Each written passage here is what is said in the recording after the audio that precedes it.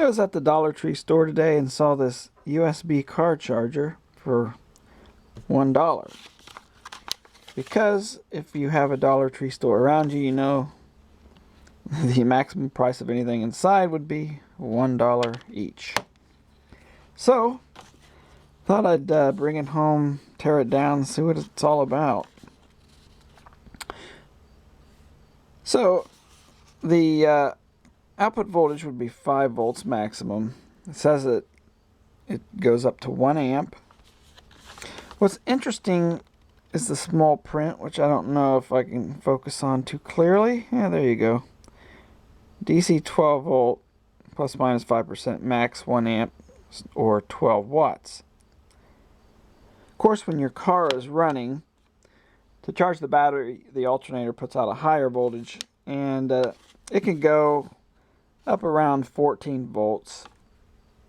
So if you think about it, 14 volts into this thing, 5 volts out, and if it's drawing an amp on the input, it sounds like it's a linear type regulator. And all that does is turn the excess energy into heat.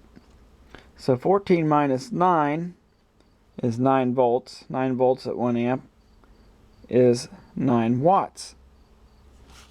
This little plastic thing is not going to dissipate that much energy. The thing would melt down in smoke at that kind of power. If you think about it, even an LED light bulb like this, this is a 7-watt bulb, as efficient as LEDs are, it probably emits a couple watts as light and 5 watts as heat. And even at 5 watts, it has aluminum finned heatsink. This thing has a plastic casing. The heat's not going to get out. This thing's going to, overheat, shut down.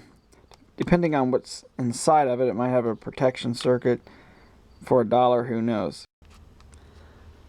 I took the end cap off, and good thing I see is they do have a fuse in there. It's a 2 amp fuse. You might say, well, why don't they use a 1 amp fuse? Well, you might have nuisance blowing if you draw heavy current. So they went with a 2 amp fuse that would protect from dead shorts inside. Okay, see if I can get this ring off. And I don't see any screws. Might just be a crack open type affair here, so let me get at it. And this is what's inside a switching regulator. Well, kind of expected that. No way you're going to dissipate 7 to 9 watts inside this thing without the thing burning up. So the packaging rating is misleading, because if you're converting at whatever efficiency this thing runs at, you're not going to dissipate all that heat. Matter of fact, the datasheet says around 87% efficient, so that's a lot less heat. That IC there is a MC34063A, and that's a little switch mode regulator, mainly meant for DC to DC voltage conversion, and very little extra parts. There's an inductor diode, some resistors, a couple capacitors. One of those is just dropping for the LED, and output filtering. So, very basic. This thing already has one failure. This is loose. See that? See if I can get a close up. That is a bad or cold solder joint, or just weakly done. It just is loose, so it's already a non-working item, piece of junk. However, I will still hook it up and see how it works. Okay, I've hooked up my power supply.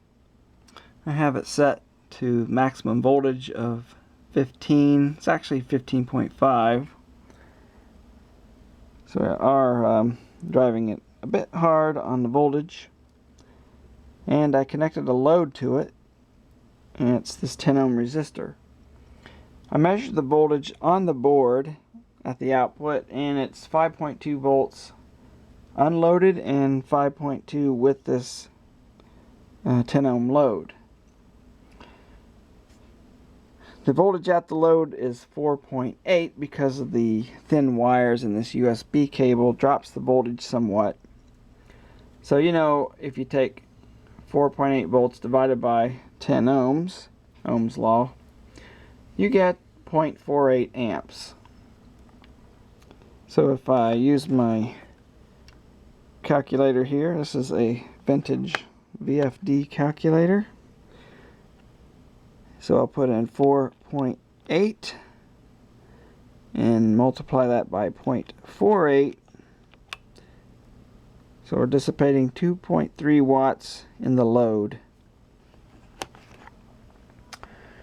Okay, so this thing is actually working pretty good. Well, I added a second 10 ohm resistor, and the voltage dropped back to 3. Measuring at the board, I get 3.4 volts, so it has fallen out of regulation. And that's a little disappointing. So it can't handle the full load. It's not going to get anywhere near 1 amp. But it was working well with just one resistor. So it's no good at its full rated power. Looks like it'll handle half an amp pretty well, because it went up to 0.48, which is about half an amp.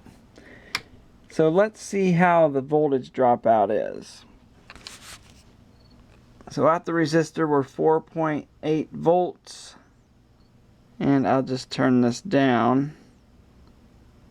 I'm turning the supply voltage down.